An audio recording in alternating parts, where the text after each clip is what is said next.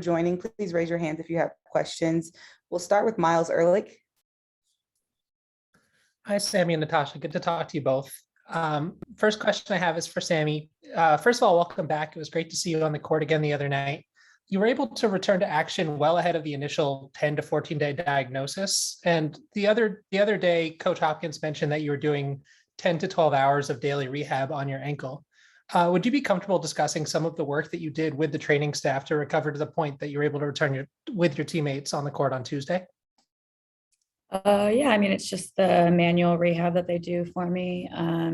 The contrast, icing, hot tubbing, stem stuff, game ready, Normatec. And then there's lots of exercises that I do in terms of like toe raises and heel to toe and just all the different ankle strengthening things that they have you do. Thanks so much. And you're both returning tonight to a city that has been monumental in your professional careers, both in terms of basketball success and in personal growth. For each of you, if you could take a moment away from the focus of the immediacy of tonight's game, what excites you both about taking the court in Seattle for the first time since 2019? Well, it feels good, coming back to Seattle, where we actually started at. Sammy played here for 4 years, me for 3. It feels great, also seeing some of our old teammates as well. The bond that we have with them still. It just feels great to see everybody, back in Seattle. Yeah, it's always nice for me. Obviously, I went to college here as well. So in total, I lived here for 9 years, and it's fun coming back. It's less fun being in Everett than in Seattle, but it's still fun coming back and seeing the team and just feeling the feelings that you feel. When you're back here, it just reminds you of all of that. There's a lot of nostalgia with it. So that's always really nice. And the fans are always really great here, and they're always really great at welcoming people back. So it'll be fun. Thanks so much, and good luck tonight to both of you. Thank you. Jeff Magliochetti. Hey, good afternoon. Well, good morning, technically, to both of you still. And Natasha, happy birthday, by the way. No problem. My question is, despite a tough August, this team is still in control of its destiny when it comes to the playoffs. What gives you two the confidence, and the rest of the team the confidence, that you guys can capitalize on such a huge opportunity? Just keep building. The way we played against Minnesota, we're just gonna keep building off of that right there, and these are the little things that we can control, like rebounding, getting 50-50 balls, playing defense, is talking. And if we do those things tonight, we're gonna come up with a victory.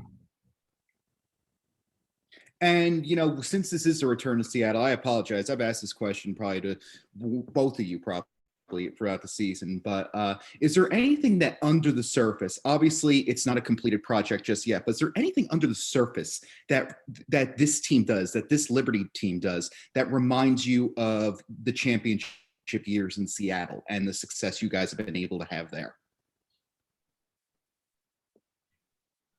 Yeah, I mean, I think I've answered this a few times, so I don't know if I'm answering it the same way every time or not, but I think we've got that core group that we want to stay with and build with, and I think that's really valuable in terms of building chemistry and as you move forward, and you're just that familiarity with playing together. Obviously, this is that first year for this group, but I think we already have it in spades. That's something that we definitely don't lack. So I think continuing to grow in that area. But yeah, we've got the fight as well. We're very blue collar in terms of the way that we have lots of our players like to play. And if you look, in terms of like Benaja and her career and how she's got to this stage, Tosh, me as well, like I think that's very true of both groups. So hopefully we can just keep building on that. Appreciate that, Sammy. Thank you. And I just have one more for Tosh. Since it is your birthday, what's the biggest lesson you're going to take from just what's been a very interesting year? You go from one locale to another, somewhere where you can be just a great pillar for a big rebuild effort, and an effort that's paying dividends right now. What's the biggest, you go through the injury, you come back with a very strong performance. What's the biggest lesson you're going to take away from a topsy-turvy year such as this?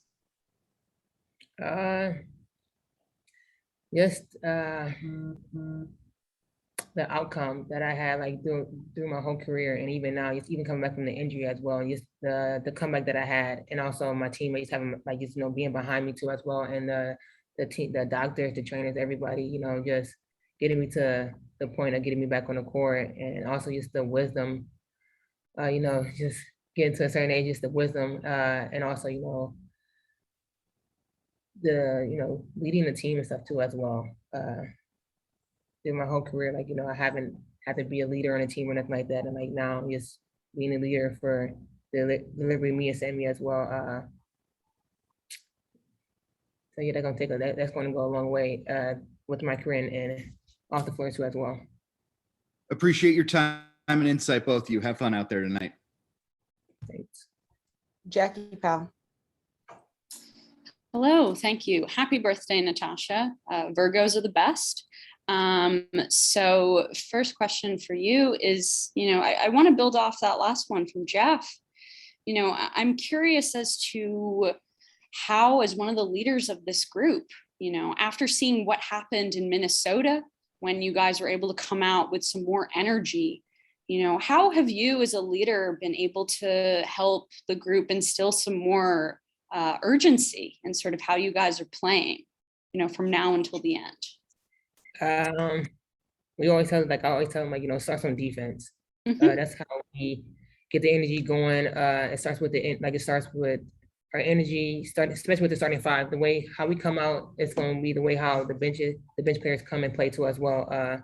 So every time we go out there, we always got to tell each other it starts with us, and then it trickle down to the other players when we come off the bench. And if we keep that high intensity through the whole game, we're going to be good.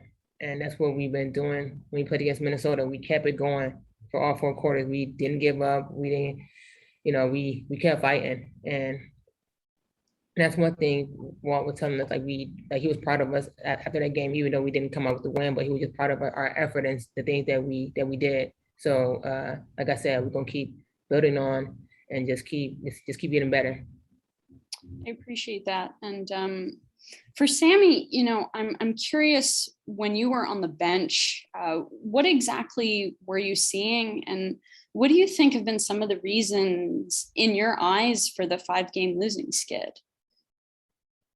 Yeah, I mean, it's a number of things and it varies game to game. Sure. It's probably different things each game, but yeah, I would say, we probably don't have the sense of urgency that we need for 4 quarters every game. And yeah, in each game, there's different things that we don't execute, that we need to execute. There's lapses in different stages of each game, and we're playing, really quality teams right now. I think our strength of schedule is second in terms of the final 11 games or whatever it was. And that's going to be a challenge in and of itself. But for us to not, put 4 quarters together every game is going to be problematic against any team in this league. So I think, I can't answer for each game right now, but it's different things at different times. We're not able to stay steady, I think, consistently enough, and the teams capitalize in the moments when we get sped up or we turn the ball over or we're taking bad shots. I appreciate that. And also for you, Sammy, I'm curious as to what you've seen of Beck's development and just her ability to play the way she's been playing in this second half. I mean, you played with her a bit at the Opals, you've seen that she's been more of like a role player or someone who'd come off the bench, especially early in her career. So I'm curious as to, as someone who's seen her grow, what you've made of these past few weeks. I mean, this is what Beck does. It's the same for so many players in this league. Beck is this player overseas all the time. She's this player when she plays in Australia for the Opals. This is what she does. And she just hasn't always had the opportunity in this league. And I think she's been afforded that this year more and more. And she's taking, advantage of it. But I don't think I suppose it's growth in that we haven't seen her doing it as much over here, but within our systems and stuff, but it's not growth in the sense that she's never done this before. She does this regularly, and it's why we're not surprised, but perhaps other people are. I don't know. No, I'm not surprised. I mean, I saw it in past years, but thank you. I appreciate that. Sarah Valenzuela. Hey, Natasha. Hey, Sammy. Happy birthday, Natasha. This question isn't necessarily directly for you guys, but just as two of the team's most veteran leaders, what do you think it says about Michaela that she's won now a third Rookie of the Month award, just having seen her through this year? Yeah, it probably speaks to her consistency and continued growth and her development as the course of the season's gone on. Yeah, I mean, we're lucky that we have her and that she's been able to be as such a strong contributor for us from the beginning. That's been really critical for us. And yeah, it's something that we'll continue to need throughout the course of, the rest of this season and moving forward. Her development's going to be huge. So it's really exciting for her and it's really exciting for us as a group. Thank you. Great. Thanks, Tosh. Thanks, Sammy. Thank you all. We will send the reporting shortly.